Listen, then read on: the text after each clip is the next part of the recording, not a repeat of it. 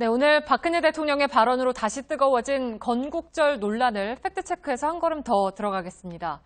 과거 대통령들 발언과 역사적 자료를 토대로 면밀하게 살펴봤는데요. 오대영 기자가 나와 있습니다. 먼저 박 대통령의 발언 어떤 상황에서 나온 겁니까? 네, 오늘 분석할 발언 한번 직접 들어보시죠. 자세히 들으셔야 됩니다. 네. 오늘은 제71주년 광복절이자 건국 68주년을 맞이하는 역사적인 날입니다. 네, 건국 68주년 이런 표현이 등장합니다. 정부 수립일과 1948년 건국일이 같다라는 취지로 지금 얘기하고 있는 건데 현 정권에서 4번의 광복절 경축사가 있었는데 그중에 같은 취지의 발언이 3번째입니다. 네, 그러니까 이 발언의 근거가 뭐냐 이게 오늘의 핵심일 텐데 70년 전의 자료를 찾아봤다고요? 그렇습니다. 전직 대통령의 발언도 제가 들려드릴 텐데요. 네. 70년 전에 이승만 전 대통령 발언입니다. 대한민국 정부가 국민에서 사구경연을 두고 군권을 비상적으로 투쟁하였다가 이에 나타나는 것입니다. 네, 여기서 주목할 부분은 대한민국 정부가 회복됐다라는 표현인데요. 다시 말해서 이전부터 정부가 존재했다는 뜻입니다.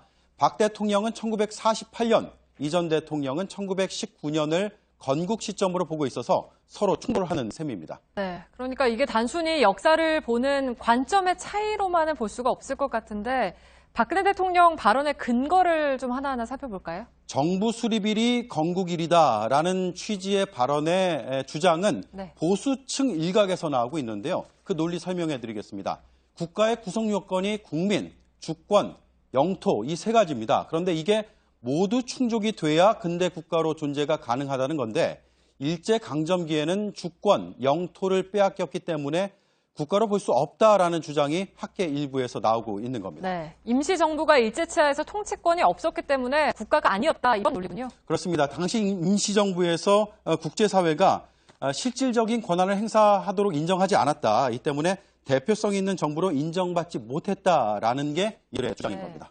반면에 정반대의 주장은 그럼 어떻습니까? 1919년에 임시정부가 건국의 뿌리라는 주장의 근거가 문서로 확인이 가능한데요. 그 문서 보시겠습니다.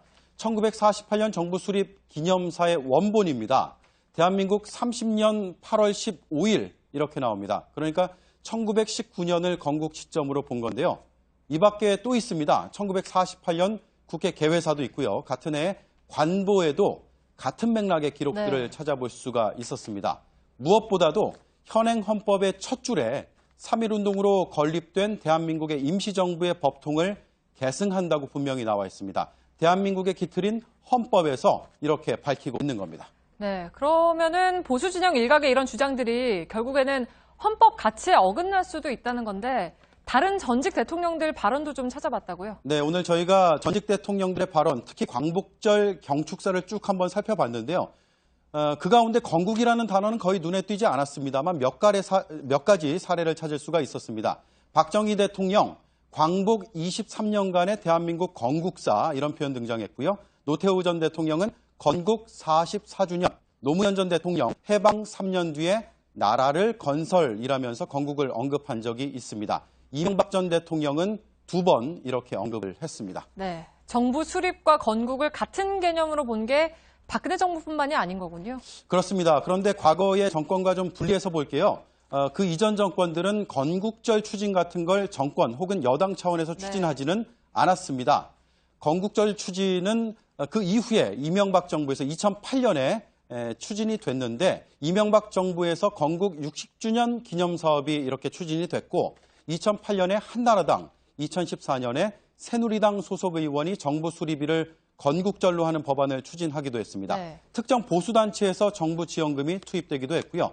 하지만 당시부터 헌법 위배 논란이 일었습니다. 2010년부터 대통령 경축사에서는 그래서 건국이라는 표현이 사라졌다가 현 정권 들어서 다시 등장한 겁니다. 네, 그리고 또 현 정권 들어와서부터는 국정교과서 문제로까지 지금 이어지고 있는 상황인데 그러면은 다른 나라에서는 건국에 대한 개념이 어떻게 쓰여지고 있습니까? 미국과 일본과 중국의 사례를 살펴봤는데요. 네. 미국은 독립선언문 채택일입니다. 우리로 치면은 김인현 독립선언문 낭독일과 유사한데 일본은 초대 일왕의 즉위일로 되어 있습니다. 우리의 개천절과 유사한 개념이고요. 중국은 중화인민공화국 수립일인데 우리의 정부 수립일의 개념과 유사합니다. 기준이 이처럼 나라마다 제각각입니다. 네, 결국 우리 스스로 기준을 좀 통일해야 할 필요가 있을 것 같은데 지금 상황으로서는 쉽지가 않아 보이는군요. 네, 1945년 8.15 광복절이라는 건 팩트입니다. 그리고 48년 8월 15일에 정부 수립이 된 것도 팩트죠. 하지만 건국이 언제냐, 정부 수립일이 언제냐라는 건 매우 정부 수립일이 건국절이냐라는 건 매우 논쟁적인데 대통령은 헌법수호의 책무가 있다고 헌법에 나와 있습니다. 오늘 건국 발언은 그래서 헌법과 거리가 있다는 비판이 커지고 있습니다. 네, 뭐 논쟁이 앞으로 더 커질 것으로 보이는군요. 팩트체크 오대영 기자였습니다.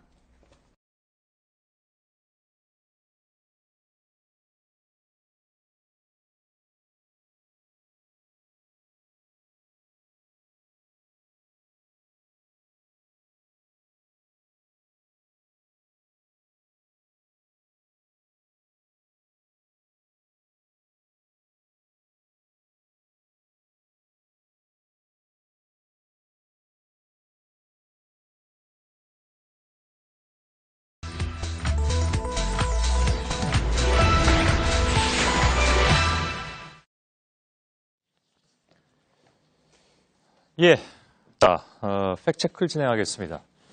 진경준 검사 사건으로 결국 법무장관이 국민께 머리를 숙였습니다. 그러면서 범죄 수익 환수를 약속했고 오늘 동결 조치에 들어갔습니다.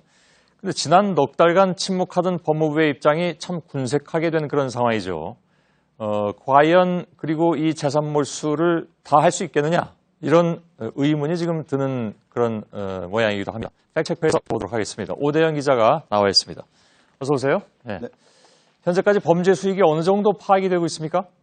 일단 진경준 검사장이 주식 매입에 투입한 돈이 종잣돈이 4억 2,500만 원입니다. 예. 그리고 이 돈을 대준 곳이 넥슨인 것으로 서서히 드러나고 있습니다. 이 돈도 자기 돈이 아니었다는 얘기잖아요. 그렇습니다. 예. 이 돈으로 주식을 사고 팔고를 되풀이해서 10년 만에 126억 원으로 불렸습니다. 예. 현행 공무원 범죄에 관한 몰수 특례법을 잠시 보겠습니다.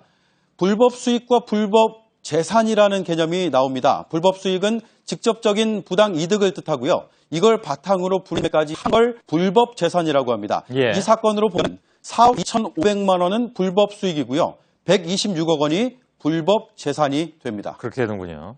상식적으로는 불법 재산인 126억 원을 다 환수해야 될 것 같은데 법적으로 어떻게 되어 있습니까? 이 법의 제3조를 보면은 불법 재산을 몰수한다 이렇게 명시를 하고 있습니다. 예. 물론 재산의 성질, 사용 상황들을 고려해서 한다라는 단서가 붙긴 합니다. 아직 수사가 진행 중이긴 하지만 126억 원이 불법 재산이라는 것이 고위공직자 재산 신고 서류로 이렇게 드러나고 있습니다. 그래서 전부 몰수할 수 있다는 게 법조계의 대체적인 의견인데요. 들어보겠습니다. 실제 그 돈이 파생돼가지고 성장해가지고 물을 뿌려서 자란 돈인지 아닌지에 대한 인과관계가 증명이 된다면 뭐 환수가 되는 게 맞지 않을까 싶습니다. 예, 잘 들었는데 사실 이 돈뿐만이 아닙니다. 보면 그 추가로 나온 의혹이 있잖아요. 그러니까 한진그룹이 천암의 회사에 일감을 몰아줬다 이런 얘기인데 여기서 취득한 돈도 꽤 많습니다. 그러니까 이유 없이 당연히 주진 않았을 테고 결국 진 검사장 때문이 아니었냐 그런데 그 돈은 어떻게 됩니까? 그 금액이요. 일감으로 134억 원을 받은 것으로 드러나고 있는데요. 예. 이 돈이 뇌물이다, 아니다, 좀 더 다툼의 소지가 있다 이런 의견들이 분분합니다. 예. 일단 거래가가 명확하기 때문에 그 금액대로 추징을 합니다라는 의견과 이 외에 검사장이 개입는 객관적인 증거가 더 필요하다는 주장이 나오고 있는데요. 정리하면은 천안 명의로 돼 있는 134억 원대의 수익과 진 검사장의 인과관계가 드러난다면 그러면 126억 원과 더불어서 최대 260억 원의 재산을 몰수 또는 추징을 할 수 있다는 얘기가 됩니다. 예. 자, 그러면 이 키를 준 것은 검찰입니다. 몰수나 추징을 결정하더라도 실제로 이루어지는 게 쉽지 않은 일인데 과거에 왜 전두환 씨는 29만 원밖에 없다고 해서 버티고 있잖아요. 다 못 받았습니다. 어떻게 될까요? 이 나라에서 추징이 얼마나 치지 않고 있는지를 볼 필요가 있는데 이 도표로 설명을 좀 드리겠습니다. 예. 2014년 8월 기준으로 걷어들여야 하는 추징금이 25조 5천억 원입니다. 이 가운데 전체. 네. 예. 이 가운데 0.2%밖에는 들어오지가 않았습니다. 아, 이건 너무 심한데요. 네, 99% 이상을 걷지 못하고 있는 건데 앞서 말씀하신 전 대통령도 2014년까지 1,400억 원 가량의 추징금을 내지 않고 버텼습니다. 그러다 검찰의 수사를 받고 일부를 더 내긴 했습니다. 그럼에도 1,069억 원을 여전히 안 내고 있습니다. 예. 그러니까 수사에서 기소까지 또 기소에서 확정 판결까지 수개월에서 길게는 몇 년이 걸린다는 게 함정인데요. 그 사이에 재산을 숨길 수 있는 시간을 벌어주는 셈이 된다는 거죠. 예. 진 검사장 사건에서 이런 일이 일어날 수도 있습니다. 그래서 기소하기 전에라도 몰수할 수 있는 최소한의 사전 작업들 미리 해야 한다는 요구가 그동안 빗발쳤습니다. 예. 그러니까 오늘 오후에 검찰이 법원에 추징 보전을 청구하지 않았습니까? 그러니까 금액을 140억 원으로 책정을 했던데요. 네. 그럼 아까 전체 260억하고는 차이가 많이 나는데. 네, 이 법에서 이제 진 검사장의 신분을 한번 볼 필요가 있습니다. 예. 공무신분이지 않습니까? 차관급이고요. 현직 공무원은 다른 법에 앞서서 공무원 범죄에 관한 몰수특례법에 적용을 받습니다. 이 법에서 공소가 제기되기 전이라도 지방법원 판례에서 보전명령을 처분받을 수 있다고 명시가 돼 있는데 예. 140억 원은 진 검사장이 신고한 본인의 재산 전액입니다. 검찰이 이에 대해서 오늘 동결을 청구한 겁니다. 예. 하지만 이 사건은 이미 넉 달 전부터 불거졌습니다. 법무부와 검찰은 계속 침묵으로 일관을 해왔는데 이제 와서 뒷북을 치는 셈이 됐습니다. 결과적으로는 진 검사장에게 대응을 할 수 있는 시간을 벌어줄 대로 벌어준 것이 아니냐. 그래서 오늘 결정에도 불구하고 법무부와 검찰이 비판을 면하기가 예. 앞으로도 어렵지 않느냐라는 비판적인 목소리가 알겠습니다. 나옵니다. 아까 오 기자가 얘기한 왜 전체 260억 원은 그중에 절반 정도는 법적 다툼을 해야 되는 상황일 수도 있습니다. 즉 다시 말해서 진 검사장이 개입을 했느냐 안 했느냐로. 근데 다른 돈에 대해서는 사전에 보전 신청을 해야 되는 것이 아니냐라는 얘기가 나온 바가 있고 네. 지금 검찰이 한 것은 이 진 검사장이 자신이 신고한 재산이라면서요. 그렇습니다. 그거라도 제대로 할 수 있느냐 하는 것은 지금 알 수 없다. 이미 독대 사법 때문에 그 얘기잖아요. 그죠? 그리고 140억 원은 몰수할 수 있는 최금액이고요. 현재까지 가지고 있는 재산 총액이기 때문인데 예. 그 이상으로 더 금액이 일어나면 추징을 할 수는 있지만 그 역시 말씀하신 대로 다툼 소지가 있습니다. 예, 알겠습니다. 오대영 기자가 팩트체크해드렸습니다. 수고했습니다.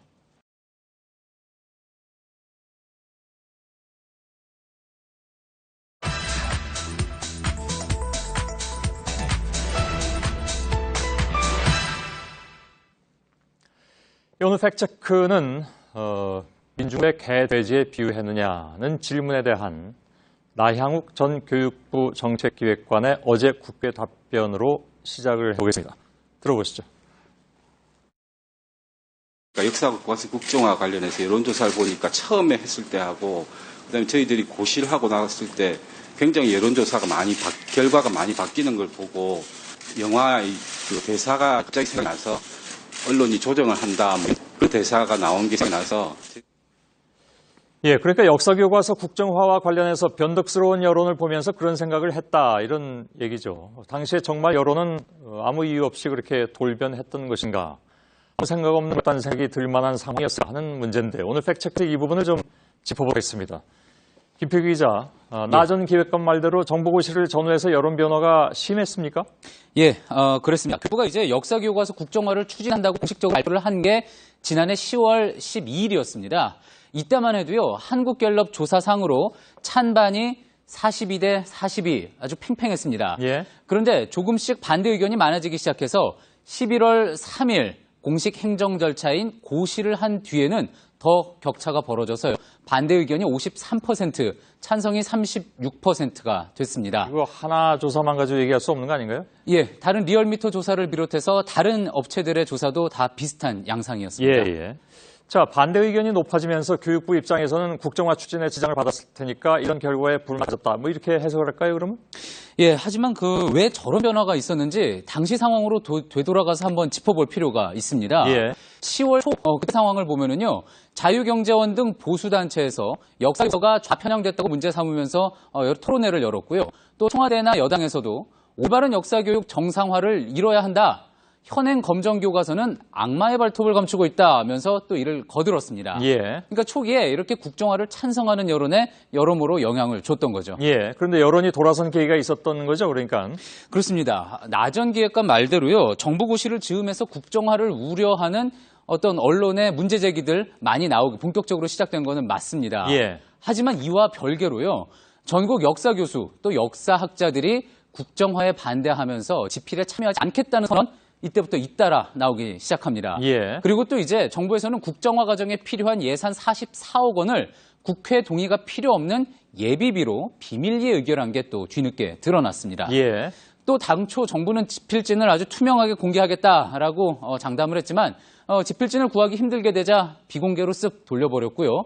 또 대표 집필진으로 초빙이 됐던 최몽룡 교수는 기억을 하시겠지만 기자 성추행 논란으로 자진 사퇴하는 일까지 발생합니다. 예. 그러면서 국정화에 반대한다고 실명으로 서명을 한 사람들이 100만 명에 이르기도 했습니다. 예.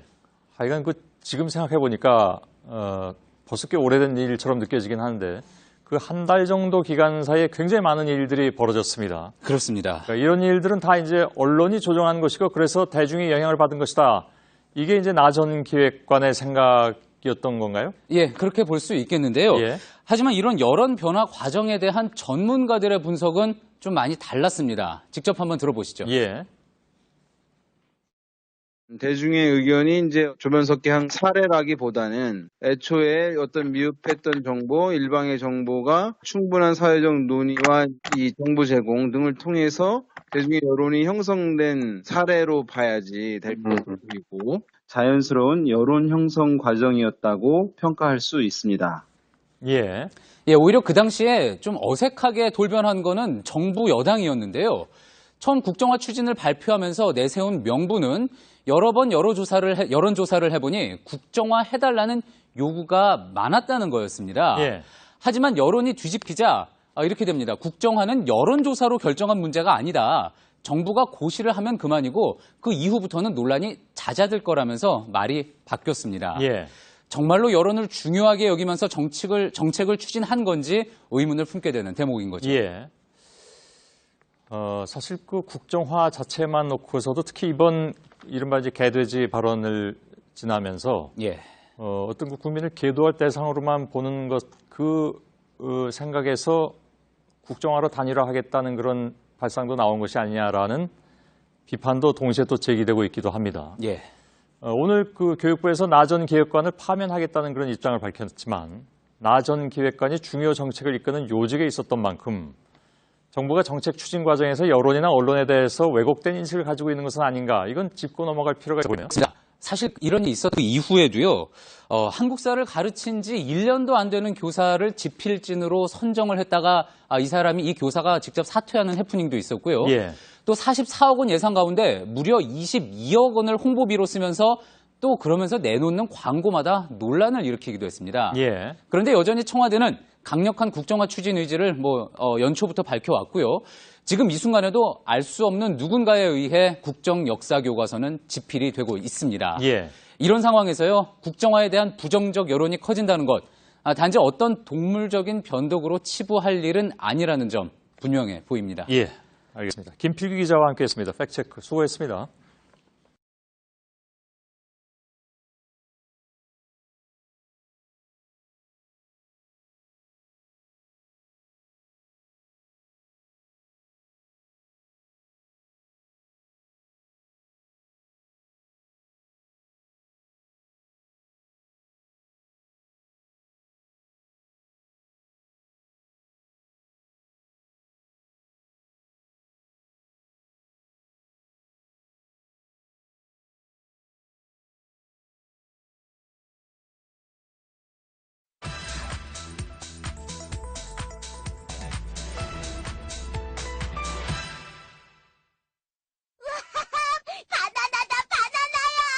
무슨 맛이냐 하면 말랑말랑하고 아카시아 꽃 향기가 나고 고소하면서 하늘 땅만큼 맛있어. 예. 뉴스에서 참 여러 가지 한다고 하실 것 같습니다. 바나나가 이렇게 귀하던 시절이 있었습니다. 요즘 그 필리핀에 바나나 전염병이 돌아서 수확량이 확 줄어서 국내 판매가에도 영향을 미치고 있다고 하는군요. 그러면서 이러다 아예 바나나가 멸종될 수도 있다. 실제로 그럴 뻔한 적이 있다고 하니까요. 그 다음 세대는 바나나를 못 먹을 수도 있다 이런 얘기까지 나오는데 정말 그렇게 될 건지 오늘 팩트체크해서 짚어보겠습니다. 김필규 기자. 예. 오늘 뭐 목요일이기도 하고 그러니까 좀 가벼운 아이템을 가지고 나오신 것 같은데 일본 그 NHK에서도 바나나가 사라질 가능성을 보도했다면서요? 그렇습니다. 바로 그저께였는데요. 국제뉴스에서 곰팡이균으로 인해서 바나나 나무가 시들어버리는 신파나마병이 동남아에서 유행하고 있다.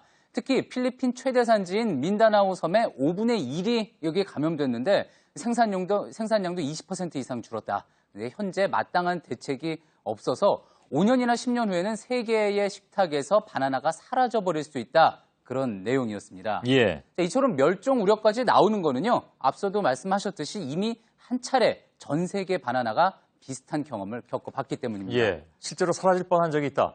예. 좀 아까 신파나마병이라고 했잖아요. 예. 그러면 신이 아니라 그냥 파나마병이 있었던 모양이죠? 그렇습니다. 예. 바로 그런데요. 원래 이제 1960년대까지 전 세계에서 재배되던 바나나 종류는 그로미셸이라는 종이었습니다. 예. 그런데 곰팡이가 이제 물과 흙을 통해서 뿌리를 감염시키는 파나마병이 퍼지면서 전 세계 농장에서 바나나가 말라 죽기 시작했습니다. 예. 한때 미국에서는 바나나가 완전히 사라질 수 있다는 공포 때문에요. 지금 들으시는 것처럼 We have no banana. 우리는 바나나가 없다. 이런 노래가 인기를 끌기도 했습니다. 이건 어디서 이거 어디 있습니까? 유튜브 같은데? 아니, 워싱턴 포스트의 기사가 나서요. 예, 유튜브에서 찾아봤습니다. 예, 아무튼, 예. 결국 이제 1965년에는요. 그로미셸 바나나에 대한 상품화가 완전히 중단이 됐습니다. 예. 그럼 지금 우리가 먹는 바나나는 그로미셸이 아닌 완전히 다른 종이겠군요? 그렇습니다. 다행히 이 파나마병에 잘 견디는 캐번디시라는 품종을 발견해서요. 예. 전 세계적으로 이후에 보급이 됐습니다. 과거에 먹던 이 그로미셸은 멸종까지는 아니지만 지금은 이제 거의 찾아볼 수 없게 된 건데요. 예. 손앵커 혹시 그로미셸 바나나 드셔보신 적 있습니까? 몽키 바나나 먹어봤는데 그건 아니죠? 예, 아닙니다. 예. 완전히 옛날에 있었던 바나나여서요. 몽키 바나나도 맛있는데. 예. 예, 근데 이 그로미셸이 지금 이제 많이 팔리고 있는 캐번디시보다 맛과 향이 훨씬 더 좋았다고 합니다. 예. 그러니까 지금 세대는 이제 맛보기가 힘들게 된 거죠. 1990년 파나마병의 변종인 그 신파나마병이 대만과 필리핀 지역에 나타나면서요. 새로 나온 이 캐번디시마저도 위험에 처하게 된 겁니다. 예. 근데 다른 과일은 병이 한 번 돈다고 이 종 자체가 이렇게 뭐 멸종된다든가 하는 거는 찾아보기 어렵잖아요. 근데 바나나가 특별히 그런 이유가 있을까요? 예, 그거는 재배 방법 때문에 그렇습니다. 예. 원래 야생 상태의 바나나는요. 크고 아주 딱딱한 씨가 지금 보시는 것처럼 그 안에 가득 차 있어서 먹기가 아주 힘듭니다. 예. 그러다가 씨가 없는 돌연변이가 나타나서요. 이걸 식용으로 만들었던 건데 바나나는 사실 나무라기보다 여러 해 살이 풀입니다. 예. 그래서 한 번 수확하고 나면은 밑동을 잘라서 다시 줄기가 자라게 하는 방식으로 키우고요. 예. 또 새로 심을 때도 지금 보시는 것처럼 뿌리만 잘라서 옮기면은 되는 그런 방식입니다. 예. 이게 씨로 번식을 하는 게 아니다 보니까 유전적으로 한 농장에 아주 똑같은 것들만 있어서 병충해가 한번 휩쓸면은 전멸당할 가능성이 높아진 겁니다. 그럼 캐번디시를 찾아낸 것처럼 또 다른 종을 이게 병충해 강한 거 이렇게 찾아낼 수는 있는 거 아닌가요? 예, 그래서 지금 다음 세대도 바나나를 먹을 수 있게 하자라는 취지로 바나나 구하기, 바나나 세이브 컨소시엄이 국제적으로 조직이 되어 있습니다. 예. 여기 소속된 국내 연구진에게 지금 연구가 어디까지 왔는지 이야기 들어봤습니다. 예. 두 가지가 있겠죠. 기존에 있는 것 중에 대체할 수 있는 걸 찾는 거랑 저희 같은 경우는 이제 캐빈디시를 개량을 해가지고 병충해 저항성을 갖게 만드는 게 저희 목적이고요. 두 가지 쪽으로 노력이 전 세계적으로 이루어지고 있는데요. 아직까지는 실질적으로 생산할 수 있는 그런 대체 품종은 없는 걸로 알고 있어요. 이분 말씀 들어보니까 걱정이 되네요. 현재까지 대체물이 없다는 건데 예를 들어서 뭐 안 그러길 바라지만 지금 갑자기 확 그럼 전염병이 퍼져버리면 예. 바나나를 못 먹는 상황이 될 수도 있다는 얘기군요. 예, 그래도 지금 이제 신파나마병이 현재 상황에선 동남아에 머물고 있는 상황입니다. 예. 하지만 결국 이 전염병은 사람이 옮기는 거기 때문에 아프리카나 중남미로 퍼지는 거는 시간 문제다. 예. 그래서 이 최후의 전쟁을 뜻하는 아마겟돈과 합쳐서 바나나겟돈이 조만간 펼쳐질 수 있다는 경고도 나옵니다. 예. 앞서 봤던 만화 영화에서처럼요. 바나나가 귀해져서 정말 한 입만 먹고도 감격하는 상황이 돌아오지 않도록 빨리 연구 성과가 있기를 바라는 마음입니다. 예, 사실 80년대 초반만 하더라도 바나나 못 먹었습니다, 거의. 그 집에 혹시 이게 한 덩어리 들어오면 저희 어머님이 이렇게 장롱 속에 이렇게 따로 뒀을 정도였었는데 별 얘기를 다 하네요. 예, 잘 들었습니다. 김필규 기자였습니다.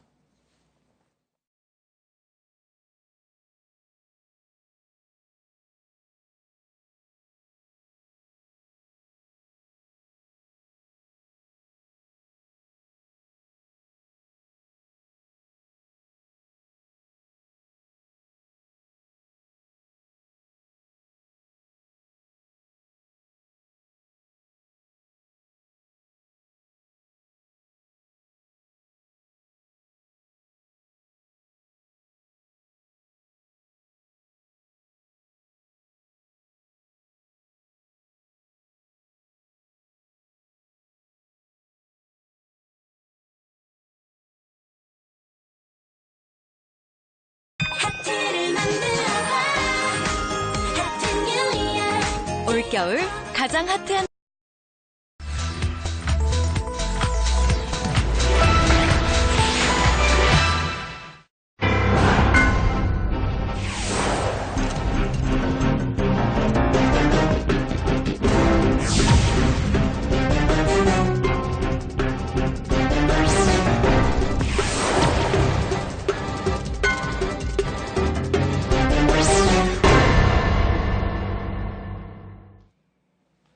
예, 오늘 저희가 보도는 안 해드렸지만, 네팔이 그 강진이 또 예고되고 있습니다. 그러니까 한 달 전에 일어났었잖아요. 그리고 어제 또 여진이라고 볼 수 있는 강진이 또 일어났고, 근데 다음 주에 또 일어난다는 그런 그 경고가 나와 있는데, 그래서 오늘 궁금한 것이 특히 네팔 강진은 뭐 5년 전에 예측됐다는 얘기까지 있어서 과연 그 지진은 어디까지 예측할 수 있는 것인가? 과학적으로 과연 맞는 것인가 하는 것을 오늘 좀 팩트체크해서 다뤄보도록 하겠습니다. 김필기 기자. 예. 네팔 지진 예언이라는 기사 제목까지 떠 있더군요. 오늘 보니까. 예. 예. 그 시작은 뭐 조금 전에 말씀하셨던 것처럼 5년 전 IT 대지진 때 나온 겁니다. 예. 그때 이제 영국 연구진이요. ITA에서 다음 대규모 지진은 바로 네팔에서 발생할 거다. 그리고 그 규모는 한 8.0 IT 수준을 넘어설 거라는 내용으로 AFP가 보도를 했던 겁니다. 예. 실제로 이번 네팔 지진의 규모가 7.9 그리고 어제가 이제 7.3이었으니까요. 어느 정도는 맞은 셈이라고 볼 수가 있겠죠. 예. 그리고 이어서 2년 전에는요. 프랑스 연구진이 아주 큰 규모의 지진이 조만간 네팔에서 발생할 거다라고 이어서 또 분석을 내놨고요. 예. 이번 지진 직후에는요. BBC가 프랑스 CA 연구소의 로랑 블랭저 박사가 한 달 전 네팔을 찾아가서요. 지진 발생 장소를 정확히 예측했다. 또 전문가들이 일주일 전에 또 네팔에 모여서 회의도 했다라는 보도를 했던 겁니다. 예. 그 전문가들은 상당히 좀 예측을 한 것 같은데, 예. 그죠? 그건 어떻게 안 걸까요? 예, 일단 그 네팔은 남쪽에서부터 올라오는 지금 보시는 것처럼 인도판이요. 인도판이 이렇게 계속 밀고 들어오고 원래 있던 유라시아판하고 충돌을 한 뒤에 이제 밑으로 파고 들어가면서 형성이 됐습니다. 예. 그 과정에서 지금 보시는 것처럼 히말라야 산맥도 형성이 된 거고요. 예. 이게 보통 인도판이 1년에 4cm씩 계속 이렇게 파고드는데 최근에 이 지역의 단층 조사를 해봤더니 수백 년 동안 움직여왔던 게 딱 멈췄다는 겁니다. 예. 그러니까 지금이 이렇게 계속 밀리다가 부러지기 직전 에너지가 최고로 쌓인 상태라는 거죠. 예. 네팔에서 마지막으로 있었던 큰 지진이 1934년이었으니까요. 그동안의 패턴을 보면은 이제쯤 터질 때가 됐구나 이렇게 판단을 한 겁니다. 예. 그게 멈춰서는 순간 힘이 집약되면서 이제 지각 변동이 일어나는 그런 건가 보군요. 예, 그렇습니다. 예. 근데 그러면 주민들이 그 대피할 수 있게 언제 이게 이거 멈춰섰으면 언제 부러진다 뭐 이런 걸 할 수는 없는 건가요? 예, 그 정확한 시기요. 5년 전에 예측을 했던 프랑스 학자들, 또 한 달 전에 찾았다는 프랑스 학자들이 이 정확한 일시까지 과연 알고 있었을까? 예. 국내 전문가에게 한번 물어봤습니다. 예. 들어보시죠. 프랑스 학자들이 그걸 한 거는요, 사전에 이미 발표한 거예요. 그래서 한 달 전쯤에 미팅을 한 거고요. 근데 이제 연구 결과는 이미 그 전에 나온 거죠. 그 논문에서도 지금 날 거라고 얘기를 한 게 아니고요. 주기가 그 정도 되기 때문에 이런 주기가 있다라는 걸 보고를 한 거예요. 과거 옵저베이션을 바탕으로 이런 특성이 있다라는 걸 알렸고요. 예. 지금쯤 한번 날 수 있다라는 것이지 뭐 정확하게 날짜를 찝는다든가 하긴 좀 어려운 것이다 그렇게 보면 되겠군요. 예, 그렇습니다. 게다가 이제 연구를 진행했던 프랑스의 볼랭저 박사 같은 경우는 히말라야 연구 분야의 전문가입니다. 예. 그래서 네팔을 원래 수시로 드나들었기 때문에 한 달 전에 그곳에 가 있었다는 게 큰 의미는 없다는 게 이제 또 전문가들의 설명이었습니다. 예. 지진 예측의 경우에는요, 예지라고 보통 부르는데요. 장기, 중기, 단기 예지로 나뉩니다. 예. 장기의 경우에는요, 이렇게 프랑스 연구진이 했던 것처럼 과거 패턴을 바탕으로 수십 년 단위로 예측을 하는 거고요. 또 중기 예지는 현지 조사를 통해서 한 달부터 몇 년 후 어떻게 될 거다 이제 예측을 하는 겁니다. 예. 단기 같은 경우에는요, 우리가 보통 이제 평소에 접하는 일기예보처럼 몇 시간, 며칠 후에 지진이 있을 거다 예측을 하는 건데, 현재 과학기술상으로는 장기, 중기는 가능하지만 단기는 불가능한 상황입니다. 예. 근데 한 달 정도만 미리 알려줘도 충분히 대피할 수 있는데 이 사람의 생각이 참 간사해서 한 달 뒤에 정말 그걸 날 걸로 예측을 했다고 해서 다 짐 싸들고 피난가 아니야 이건 또 좀 현실적으로 어려운 일이잖아요. 또 아닐 경우에 치러야 될 비용이 많기 때문에 그러게요. 힘든 부분입니다. 예, 그러니까 결국은 단기 예보만 가능하다면 정말 좋은 그런 시대가 올 것 같긴 합니다. 예. 근데 뭐 흔히 얘기하지 않습니까? 이번에도 네팔 제가 유튜브에서 그 화면을 봤더니 지진이 막 이렇게 나는데 새들이 막 새까맣게 올라가더라고요. 근데 그게 지진이 난 다음에 새들이 올라왔기 때문에 그게 새들이 예측한 건 아닌 것 같긴 한데 또 어떤 분 얘기 들어보면 미리 날아갔다는 얘기도 있고 예. 동물들에 의해서 예측이 가능한 것인가 하는 문제죠. 그 부분이 이제 일본 대지진 경우에서도 이야기가 나왔었죠. 예. 일본 대지진 있기 전에 또 뉴질랜드 대지진 있기 전에 돌고래들이 육지로 올라와서 떼죽음 당하는 이례적인 일이 있었다. 예. 그렇게 이야기 있었고요. 또 그리고 중국 스촨 대지진 때도요. 지금 이 화면 보시는 것처럼 두꺼비들의 대이동이 있었다고 해가지고 화제가 됐었습니다. 예. 자, 심지어 그래서 북한에서는요. 2005년에 평양 대성산 중앙동물원에 있는 앵무새와 말우리의 동물 지진 감시 초소를 운영한다고 해서 또 이야기가 나오기도 했었죠. 예. 자, 이 부분에 대해서는 어떻게 판단할 수 있을지 전문가 이야기 들어봤습니다. 예. 문제는 그 메커니즘을 우리가 이해를 못한다는 거죠. 새들이 지진 날 동안 날아가는 건지 수시로 날아다니는데 그중에 한번 지진 난 거랑 겹친 건지 그런 것들이 모두 밝혀져야지 될 거 아닙니까? 아직까지 과학 지식으로는 그걸 모른다는 거죠. 예. 하긴 그렇습니다. 참 어려운 문제인 것 같습니다. 장기 예지 차원에서, 그러니까 지진을 예측하는 게 예지라고 했으니까 장기 예지 차원에서 IT 대지진 때 다음 장소가 네팔이다 이런 얘기가 나왔다고 했잖아요. 예. 그러면 다음은 혹시 어디라는 예측이 혹시 지금 나와 있습니까? 예, 학자들이 제기한 게 있습니다. 지금 이제 보시는 게요.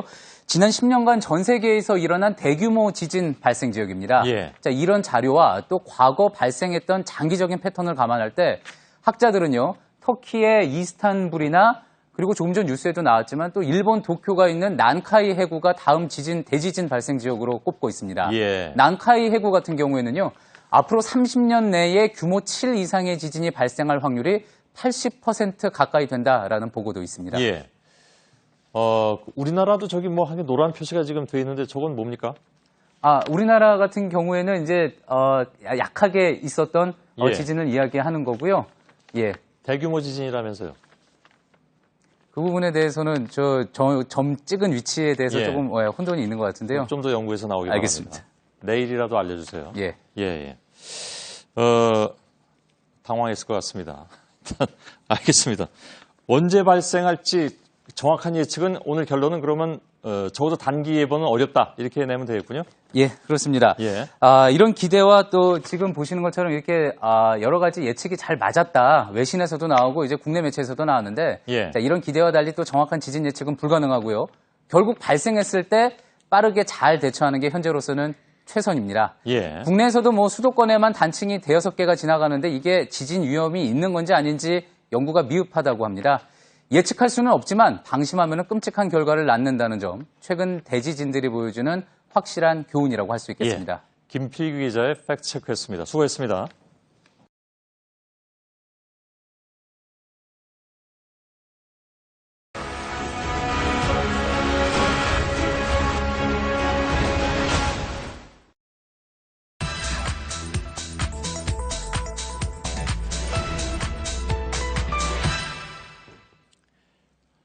어제 지진 소식으로 모두들 놀라셨을 것 같습니다. 그런데 이 지진의 강도를 어떻게 표현하느냐 하는 문제에 있어서 많은 언론들이 틀렸습니다.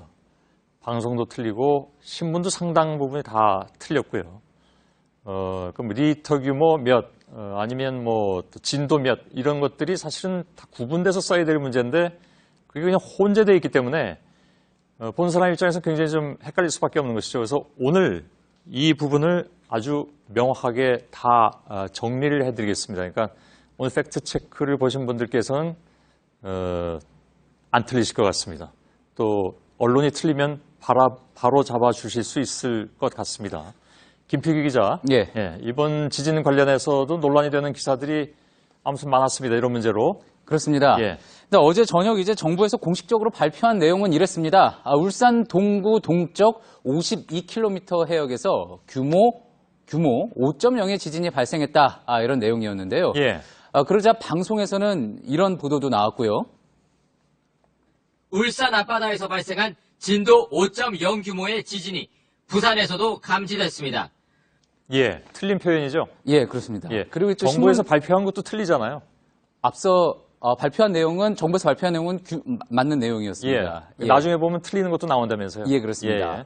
신문에서도요, 진도 5.0 현실 됐는데 건물 무방비, 진도 5.0 지진 고리 원전 이상무 이런 제목의 기사들이 잇따라 나왔는데요. 말씀하신 대로 모두 틀린 기사입니다. 예. 과연 어떤 부분이 문제인 건지 전문가 이야기로 먼저 들어보시죠. 그 표현이 잘못된 거고요. 4 정도는 해역이고 울산 쪽에는 진도 3 정도 느끼고 좀 먼 데는 진도 2 정도. 5.0이라는 수치가 그럼 진도에서 나올 수가 없는 상황이었겠죠. 지진이 발생하게 되면 그 규모의 크기는 하나고 지진이 발생한 진원부터 멀어지면서 통상적으로 진도가 감소를 하게 되는 거죠. 수치. 예. 그러니까 이분은 규모하고 진도를 따로 구분해서 얘기하고 있잖아요. 맞습니다. 그러니까 둘은 다른 개념인데 예. 앞서 기사들 보면 규모하고 진도를 전혀 구분하지 않고 마구 섞어서 썼다는 얘기잖아요. 그렇습니다. 예. 그래서 먼저 그 규모라는 것에 대해서 간단히 설명을 먼저 드리면은요. 이렇습니다. 땅 속에서 지진이 시작된 곳을 진원이라고 하죠. 여기에서 이제 방출되는 에너지를 측정을 해서 특별한 방법으로 측정해서 표준화한 뒤 그 정도를 매긴 게 바로 지진 규모라는 겁니다. 예. 1935년 미국 과학자 찰스 리히터가 창안한 리히터 규모를 그래서 세계적으로도 보편적으로 사용하는데요. 이거는 단계가 이렇습니다. 0부터 10까지 소수점 한 자리까지 나눠서요.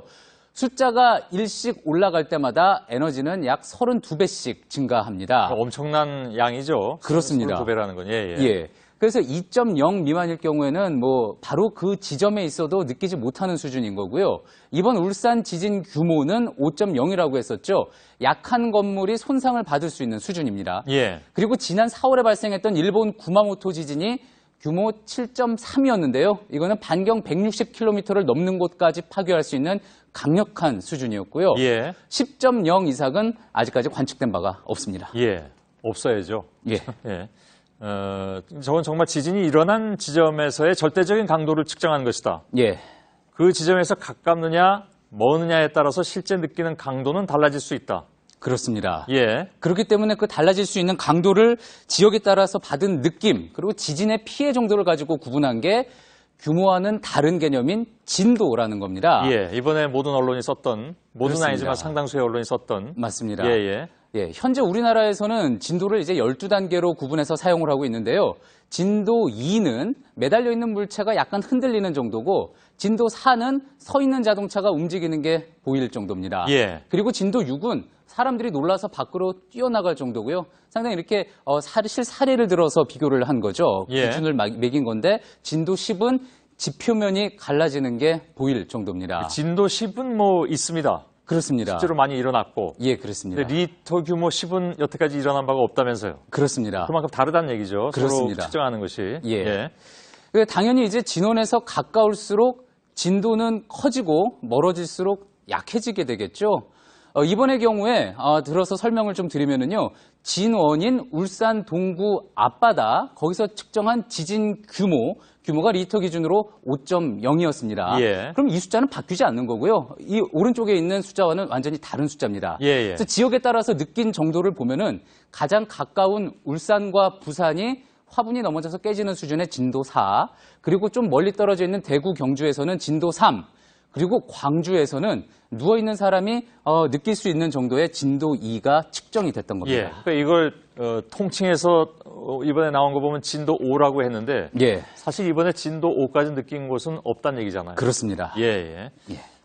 그리고 우리는 아까 얘기한 대로 이제 진도가 10이라고 했는데 예. 지난번에 구마모토 지진 때 보니까 일본은 12단계를 쓰는 게 아니라 8단계를 쓰던데 예. 그건 왜 다른 겁니까?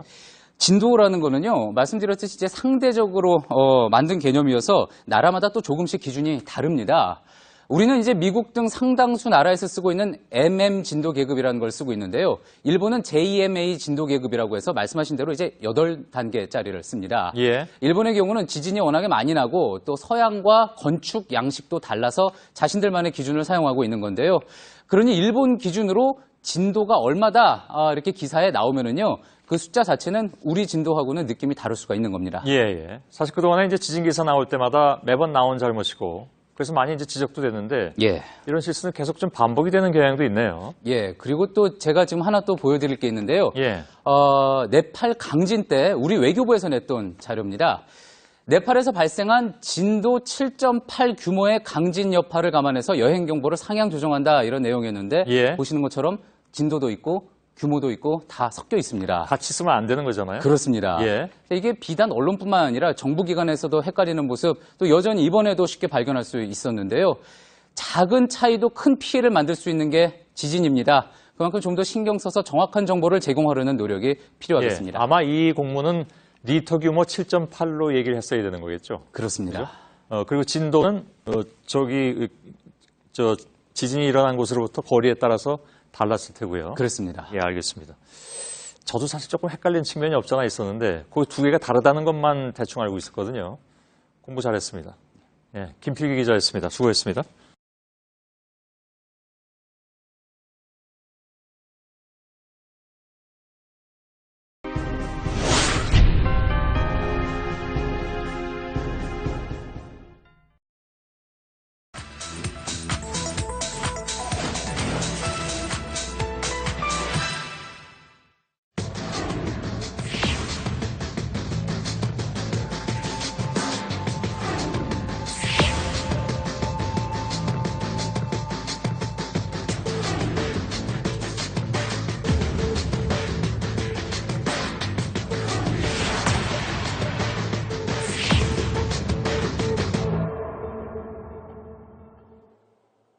오늘부터 시작된 국정감사에서도 논란이 됐습니다. 치약의 일부 성분이 암을 유발한다.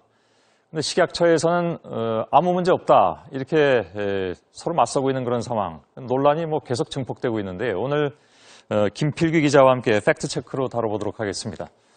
자, 김필규 기자. 예. 굉장히 많이 관심들이 있으신 그런 부분입니다. 논란의 내용부터 좀 잠깐 짚어볼까요? 예. 먼저 논란이 된 것은 파라벤과 트리클론산이라는 이 두 가지 성분입니다. 이 파라벤은요, 유통기한을 늘려주는 일종의 방부제 역할을 하는 거고요. 또 트리클로산은 균을 억제하는 항균제로 사용이 되는데요. 자, 이 두 성분이 몸에 축적되면은 암을 유발할 수 있다 해서 문제가 되고 있는 겁니다. 그러니까 해롭다라는 건 증명이 된 겁니까? 이 부분에 대해서도 사실 아직 논란이 좀 있습니다. 자, 세계보건기구 산하의 국제암연구소가 발표한 발암 물질 목록에는 이 두 성분은 없습니다. 하지만 이 연구가 계속 진행 중이고요. 또 유해할 가능성이 높다는 판단에서 각국이 지금 규제를 강화하고 있는 겁니다.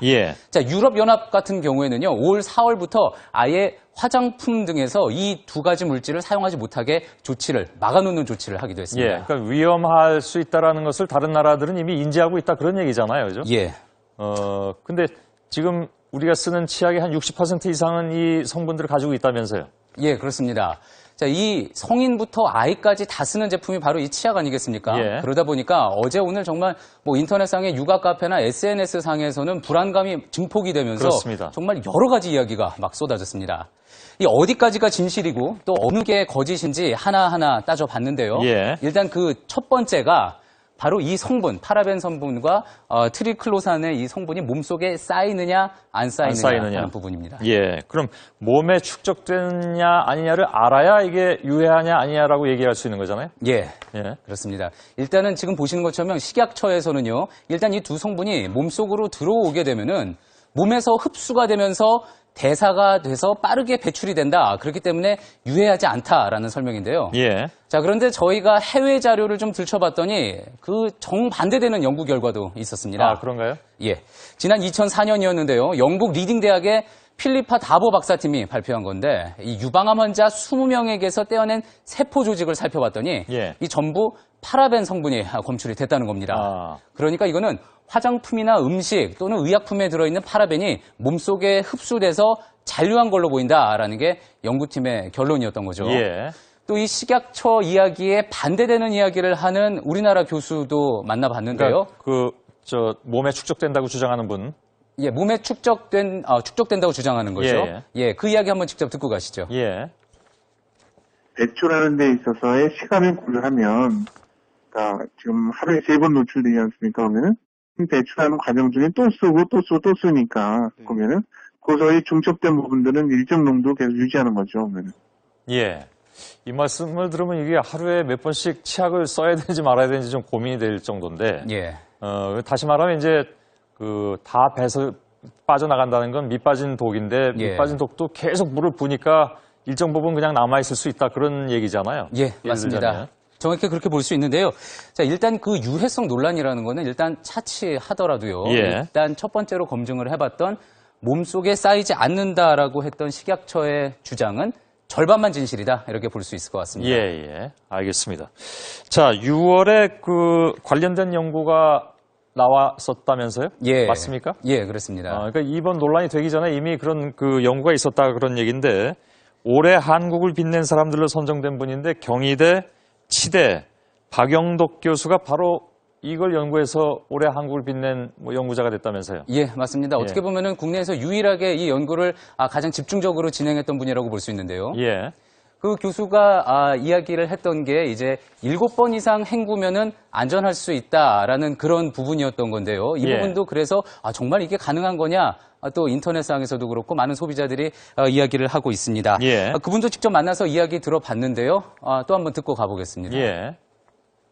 보통 우리가 이술질을 하고 난 다음에 한 8번 정도, 8번 정도를 헹궈내면 구강 내 유해물질이 나가기 때문에 안전합니다.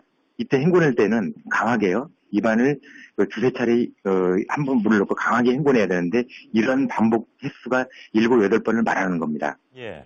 지금 저 화면에 나온 사람이 여성이 왜 이렇게 그 구석구석을 이렇게 왜 헹구잖아요. 예.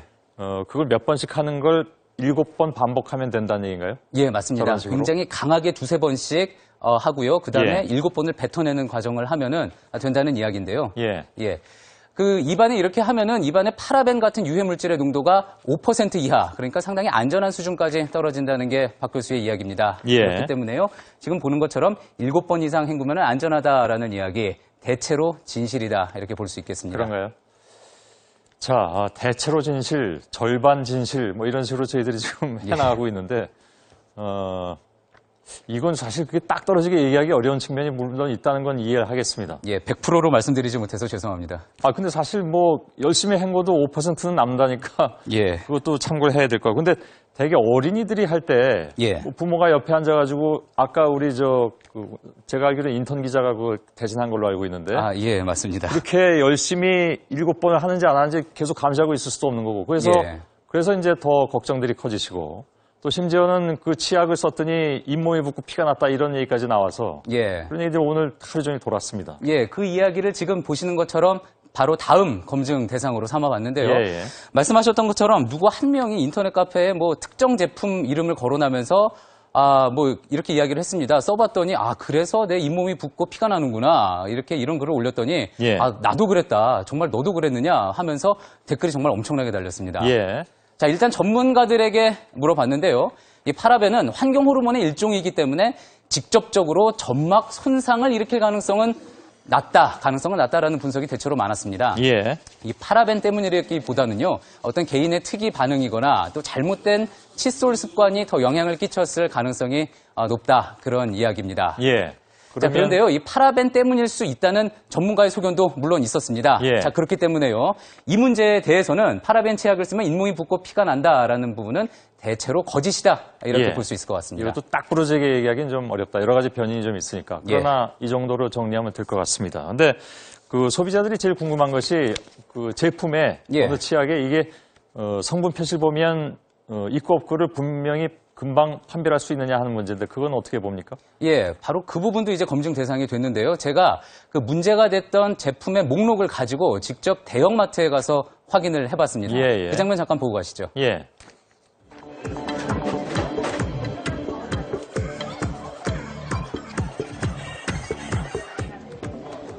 예, 이 제품의 경우 보면은요, 주 성분표에 분명히 트리클로산이 들어있다고 적혀 있습니다. 자, 명기가 돼 있는 거고요. 다른 제품을 또 보면은요, 이 제품 같은 경우에는 식약처에서 파라벤이 들어있다라고 밝혔던 그런 제품인데 주 성분표를 봤을 때 파라벤은 적혀 있지 않은 모습입니다. 자, 이렇게 볼 때 마트에서 다 하나하나 확인을 해봤는데요. 파라벤과 트리클로산이 있다라고 식약처가 밝혔던 제품들 가운데에서도 성분에는 그 내용을 표시하지 않은 제품들이 있는 것을 확인해 볼 수 있었습니다. 예. 이건 그렇다면 이제 대체로 거짓이 되는 거네요. 예, 그렇습니다. 그죠? 그렇군요. 그래서 이렇게 나오면 소비자들이 조금 더 헷갈린다, 이렇게 혼란스럽다 이렇게 얘기할 수도 있는데. 예. 식약처장은 뭐 우리 치약이 세계에서 가장 안전하다고 그랬다면서요? 예, 바로 오늘 국정감사에서 정승 식약처장이 그렇게 이야기를 한 건데요. 예. 우리 치약이 세계에서 가장 안전한 수준이다 이런 이야기를 하면서 또 다만 파라벤 등 안전성 문제가 지적이 되는 만큼 내년에 재평가를 해보겠다 이렇게 이야기를 했습니다. 예. 자, 제가 시청자들에게 정말 질문 많이 받았고요. 또 취재하면서 느낀 바로는요. 이 정도의 식약처장의 답변, 불안감을 해소하기에는 턱없이 부족한 모습입니다. 예. 팩트체커 김필기 기자였습니다. 수고했어.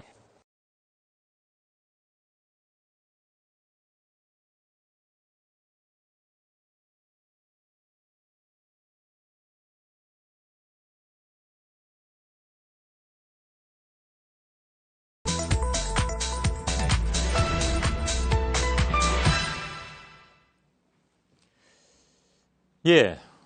오늘 이런 뉴스가 나왔습니다. 5년 뒤에는 한국의 1인당 국내 총생산, 그러니까 GDP가 일본에 육박할 것이라는 소식이 전해지면서 그 관련 기사가 많이 나왔는데요. 이런 내용이었습니다. 한국 경제가 드디어 일본을 추월한다. 또 한국 경제가 임진왜란 이후에 400년 기록을 청산하게 됐다. 매우 감격스러운 어조죠. 근데 지금 현재 상황만 보면 과연 그럴 수 있을 것인가? 이런 기사들은 의문들을 안 가지고 쓰는 것인가? 과연 5년 후라고 많이 달라질 것인지 고개를 갸웃하시는 분들이 꽤 많이 계십니다. 오늘 팩트체크에서 이에 대해서 짚어보도록 하겠습니다. 김필규 기자, 이 전망은 그런데 뭐 아무 데서나 나온 건 아니고 IMF에서 나왔다면서요? 예, 그렇습니다. 국제통화기금, 그러니까 IMF에서 지난달 초에 내놓은 2015 세계 경제 전망이라는 자료에서 나온 이야기인데요. 이 보고서에서 보면은요, 각국별로 내년 그리고 2020년까지 1인당 GDP가 어떻게 될지를 예상을 했습니다. 그중에서 한국은요, 지난해 28,000달러 정도에서 2020년에 36,000달러 정도로 오르고요. 예. 그런 반면에 일본은 36,000달러 정도였던 게 38,000달러로 느는데 그칩니다. 그러니까 지금 보시는 것처럼 거의 비슷한 수준이 되는 거죠. 예. 물가 수준을 반영한 구매력 기준 PPP로 보면은요, 오히려 2018년쯤 지금 보시는 것처럼 이렇게 역전이 되기도 합니다. 예. 뭐 정말로 그 IMF의 이렇게 예상대로라면 뭐 비슷해지다가 심지어는 이렇게 역전되는 것도 있네요. 뒤집어지는 것도. 예, 그렇습니다. 그런데 이 전망치가 과연 정확하게 맞겠느냐 하는 부분부터 짚어봐야지 될 것 같은데요. 예. 일단은 그 IMF에서는요, 일본의 경우 거의 0%대 성장이 이어질 거라고 봤고요. 예. 한국은 성장률 3%대 이상으로 유지할 거라고 봤습니다. 3% 후반대네요, 그것도. 그렇습니다. 예, 예. 자, 이거 과연 어떻게 볼 수 있을지 전문가 이야기로 먼저 들어보시죠. 예. 성장률을 보니까는 굉장히 낙관적으로 전망을 했더라고요. 일단 내년도 같은 경우만 하더라도 보게 되면 3.2%, 그다음에 2020년도 3.6% 이렇게 예상을 했더라고요. IMF에서 수집할 때 개별 국가들한테 사실 자료도 이렇게 요청을 하고 이렇게 하는 거기 때문에 금융기관이라든가 국제연구소들에서 그러니까는 3%대 주장하는 경우들은 거의 없어요. 이 근거가 굉장히 좀 과장됐다고 생각이 들고요. 예. 하긴 뭐 3.6이란 그 저 수치가 굉장히 좀 요즘은 생소해 보이기도 합니다. 근데 전망을 하려면 그 전제가 맞아야 되는데, 그러니까 근거가 명확해야 되는데, 예.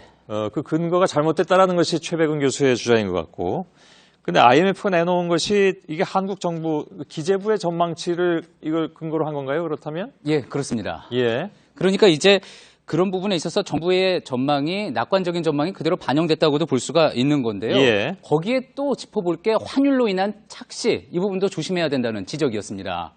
GDP라는 거는 미국 달러로 계산을 하지 않습니까? 예. 그동안 한국은 수출을 많이 해서요, 달러가 많이 들어오다 보니까 원화 가치가 높아져 있는 상태고요. 일본은 그동안 불황을 탈출하기 위해서 돈을 많이 찍어내지 않았습니까? 예. 그러다 보니까 엔화 가치가 떨어져 있는 상태입니다. 그러니 둘 다 생산량이 어느 정도 늘었다고 볼 때 한국은 1인당 GDP가 환율 효과 때문에 수치가 확 올라가는 반면에 예. 일본은 완만하게 올라가는 그런 면이 있는 거죠. 예. 근데 사실은 이보다 더 중요한 것은 GDP가 올랐을 경우에 우리 개개인의 삶이 그러면 더 나아질 것이냐 하는 문제잖아요. 예, 그렇습니다. 예. 말 그대로 이제 1인당 국내 총 생산은 한 나라에서 생산된 총액을 국민수로, 그러니까 n분의 1로 나눈 거 아니겠습니까? 예. 자, 그렇다면 중요한 거는 말씀하신 대로 실제 개인들에게는 얼마가 돌아가느냐 하는 부분일 텐데, 그걸 보기 위해서 많이 쓰이는 지표가 노동소득 분배율이라는 올라간 것만큼 다 분배가 잘 되느냐? 맞습니다. 예. 자, 그 수치를 보면은요, 2012년 기준으로 한국은 43.5%, 일본이 51.9%입니다. 예. 대부분 선진국이 50% 이상인 것 보실 수 있을 텐데요. 그러니까 전체 나라가 벌어들이는 소득에서 임금 노동자들이 가져가는 몫이 일본은 이만큼이고 한국은 저만큼이라는 이야기인 거죠. 예. 결국 한국 경제의 외형적인 모습이 커졌다고 해도 국민이 더 잘 살게 됐느냐? 이거는 별개로 봐야 한다는 게 전문가들의 이야기인데요. 직접 이런 지적도 한번 들어보시죠. 예. 이 수치상으로 보면 선진국의 영역에 있는 거지 않습니까? 정말 우리가 선진국이야라고 얘기를 하면 사실 그렇지 않은 영역들이 너무 많다라는 거죠. 제도가 됐든 문화가 됐든 그런 영역들이 너무나 많기 때문에 우리가 어려움을 가지는 것 같고요. 예, 우리가 일본을 앞서느냐를 보기 위해서는 단지 GDP뿐만이 아니라 다른 분야까지 그 전체적으로 좀 봐야 된다 이런 얘기인 것 같군요. 예, 그렇습니다. 그래서 이제 다른 지표로 봤을 때 좀 더 이제 큰 총액으로 보면은요. 예. 일단 일본의 전체 경제 규모 GDP는 4조 6천억 달러. 그러니까 거의 우리의 3배 이상이고요. 예. 전 세계 부의 10% 정도를 차지하는 나라입니다. 예. 그리고 또 이제 미국 포춘지가 선정한 500대 기업에 일본은 57개 기업이 포함되어 있는 반면에 우리는 17개에 그쳤습니다. 예. 그 세계 수출 시장 점유율도 1위 품목이 일본이 우리보다 4배 더 많고요. 소프트웨어 면에서 한번 비교를 해보면은 일본은 이제 기초과학 위주로 24명의 노벨상 수상자를 배출한 반면에 우리는 평화상 수상자 1명밖에 없다는 점도 일본과 한국의 차이를 보여주는 주요 지표라고 할 수 있겠습니다. 뭐 노벨상 가지고 그렇게 따질 수 있냐라는 얘기도 할 수 있겠는데 사실 아픈 것은 기초과학에서 굉장히 뒤져 있다는 것을 노벨상으로 상징적으로 보여주고 있다는 얘기가 되겠죠. 예. 예. 그래도 뭐 이 정도로 IMF에서 전망한다라는 것 기분 좋은 일이긴 하지 않을까요? 예, 물론 이제 한 나라의 경제 수준을 평가할 때 1인당 GDP라는 지표 상당히 중요하고 의미 있는 지표 맞습니다. 예. 그래서 환율 탓이든 환율 덕분이든 뭐든 일본을 뛰어넘는다면 분명히 의미 있는 사건인 건데요.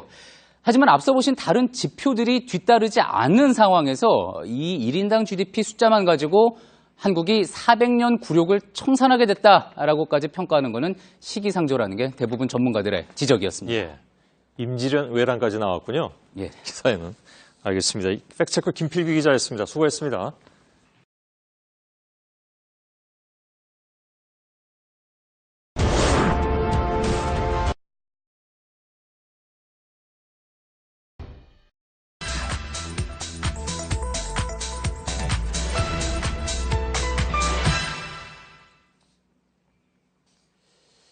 엊그제 한국경영자총협회에서 내놓은 자료 하나가 많은 직장인들을 충격에 빠뜨렸습니다. 대졸 신입사원의 첫 월급 평균치가 290만 9천 원이다. 이런 내용이었는데요. 자, 이걸 보고 도대체 어느 나라 대졸 초임이냐? 현실성이 없다. 소설을 써라. 190을 290으로 잘못 썼습니다. 이런 반응들이 이어졌습니다. 이어진 정도가 아니라 사실 쏟아졌습니다. 이미 많은 매체에서 이 내용이 소개됐는데 정말 맞는 숫자인 건지 언론들은 아무런 문제의식 없이 이런 걸 그냥 받아 적는 것인지 하는 문제 어떻게 봐야 할지 오늘 팩트체크에서 짚어보겠습니다. 김필규 기자, 예. 좀 더 구체적으로 어떤 내용이었습니까? 예, 2015년 임금 조정 실태 조사라는 자료였는데요. 이게 이제 경총에서 조사를 해본 결과 4년제 대졸 신입사원의 초임은요, 조금 전에 말씀하셨던 것처럼 평균 월 290만 9천 원이라는 내용과 함께 각 직급별로 평균치도 공개를 했는데요. 예. 대리를 처음 달았을 때는 월급이 392만 원, 그리고 과장은 481만 원, 그리고 차장이 547만 원, 부장이 640만 원. 그러니까 이제 부장 연봉 한 8천만 원 수준이라는 겁니다. 자, 그러자 기사를 본 많은 대리, 과장, 부장님들이 나는 저기 훨씬 못 미치는데 저게 정말 평균치 맞는 거냐라면서 놀랐던 거죠. 예. 이건 역시 이제 지난번에 팩트체크에서 다뤘던 평균의 함정? 예. 그때 굉장히 반향이 컸습니다. 팩트체크에 대해서. 예. 그거하고 뭐 비슷한 얘기입니까? 어떻습니까? 어느 정도는 그 부분하고 이제 비슷하기는 한데요. 상당히 또 다른 면이 있습니다. 예. 조사 대상과 방법을 좀 살펴봐야 되는데요. 일단 경총에서는 회원사 등 사업체 6천 곳이 대상이라고 했습니다. 하지만 이제 실제 설문에 응한 곳은요, 414곳이었고요. 그러면서 더 중요한 게 바로 여기 이 100인 이상 사상으로 했다는 겁니다. 예. 우리나라 기업 구성을 살펴보면은요, 종업원 수 30명 이하인 곳이 지금 보시는 것처럼 저렇게 합쳐서 96% 거의 대부분입니다. 그렇군요. 예. 그러면서 100명 이상인 곳은 1%가 채 되지가 않습니다. 자, 그러니까 상당히 저 일부만 대상으로 한 조사라고 볼 수가 있는 거겠죠. 또 그리고 여기에 설문조사라는 성격상 다음과 같은 부분도 감안해야 한다는 지적이 있었는데 직접 한번 들어보시죠. 예. 또 400 몇 개면은 우리 회사 거는 어디다 내놔도 뭐 크게 꿀릴 거 없다 이런 데들 중심으로 아무래도 좀 대출이 될 거고요. 경총 회원사들이 원래 상당 부분 상향된 집단인데 그 내에서도 아마 수거된 설문지 같은 경우는 상당히 상향 편의를 갖고 있는 걸로 봐야 될 거예요. 예. 그러니까 이제 조사 대상에서 중소기업은 아예 없다. 예. 그리고 이제 조사에 응한 기업도 업계에서 급여가 높은 기업일 가능성이 크다. 맞습니다. 이런 얘기군요. 예, 그렇습니다. 자, 그리고 여기에 또 하나 중요하게 또 짚어봐야 될 부분이 평균을 과연 어떻게 냈느냐 하는 건데요. 예, 예. 보고서에 보면은 평균 값은 해당 직급의 종업원 수로 가중 평균하여 산출했다 이렇게 했는데 어떤 얘기냐 하면은요. 종업원 수가 적은 회사보다 종업원 수가 많은 회사에 가중치를 둬서 평균을 냈다는 겁니다. 예. 자, 그러니까 규모가 큰 대기업 상황이 아무래도 더 많이 반영된 숫자라고 볼 수가 있는 거겠죠. 예. 보고서에서는요, 이런 이유들 때문에 사업체들의 단순 평균값보다 이게 높게 나타날 수 있다. 그러니까 유의해서 이 자료를 이용하라고 또 명시를 해놓고 있습니다. 예. 이런 그 설명 없이 기사를 이렇게 보다 보니까 받아들인 입장에서는 굉장히 좀 충격적으로 받아들였을 가능성이 높겠군요. 그렇습니다. 사실 이 보고서는요, 경총에서 매해 발표를 하는 겁니다. 그래서 이제 올해 임금 인상률이 전체적으로 전년도에 비해서 어땠는지 또 업종별로는 어땠는지 이걸 비교하면서 경영에 참고하는 게 목적이라고 밝히고 있는데요. 예. 경총 측에서도요, 자료를 보내서 이제 그런 취지를 저희에게 설명을 하면서 또 작은 사업장의 경우는 조사가 워낙에 쉽지 않기 때문에 100인 이상 사업장을 대상으로 한 거라고 설명을 하기도 했습니다. 예. 그렇다면 실제로, 그러니까 이 나온 기사 말고 실제로 각 직급별 평균치는 어떤가? 예. 굉장히 궁금해 하실 것 같습니다. 예, 그래서 좀 살펴봤는데요. 현재 통계청이나 노동부에서는요, 이 가구별로 얼마를 벌고 있는지, 또 산업체별로는 얼마, 평균 임금이 얼마인지 이런 숫자만 내놓지 정확하게 이와 관련한 공식적인 조사는 없습니다. 예. 그래서 다른 자료로 짐작하는 수밖에 없는데, 2009년 한국고용정보원의 조사에 따르면은 대졸 평균 초임이 2,355만 원, 그러니까 월급으로는 196만 원 정도였고요. 최근에 한 취업 포털에서 회원사들 대상으로 설문을 한 결과 대기업은 월 314만 원, 또 중소기업은 208만 원 수준이었습니다. 예. 그러니까 경청에서 나왔던 290만 원이 넘는 거니까 290만 9천 원. 이거보다는 뭐 훨씬 낮은 수준이긴 한데. 예. 숫자들이 워낙 이제 조사기관에 따라서 좀 제각각으로 나오는 그런 경우가 많아서 공식적인 조사는 그럼 없는 겁니까? 예, 현재로서는 바로 딱 이 부분에 맞는 공식적인 조사는 없는 거고요. 예. 특히 또 조금 전에 보셨던 뭐 대리나 과장, 차장에 대한 직급별 평균치도 경총 자료 외에는 현재로서 확인할 길이 없습니다. 예. 그러다 보니까 다른 기관에서도 관련 분석을 할 때 이 경총 자료를 그대로 가져다가 쓰거나 또 아니면 제각각의 기준을 세우는 경우가 있는데요. 2008년 같은 경우에 전경련이 한국 대졸 신입 초임이 일본보다 높다는 자료를 냈다가 왜곡 논란이 있었고요. 예. 또 최근에도 한 외국계 컨설팅 업체가 한국의 대졸 초임이 싱가포르나 일본을 제치고 아시아 최고라는 발표를 하기도 했습니다. 예. 자, 결국 이런 통계가 지난 정부에서 일자리 늘리겠다면서 대졸 초임을 삭감했던 이 초유의 정책으로 이어지기도 했던 건데요. 그런 만큼 자료를 만드는 것뿐만 아니라 읽을 때도 좀 더 책임감이 필요할 것 같습니다. 예, 알겠습니다. 팩트체크 김필기 기자였습니다. 수고했습니다.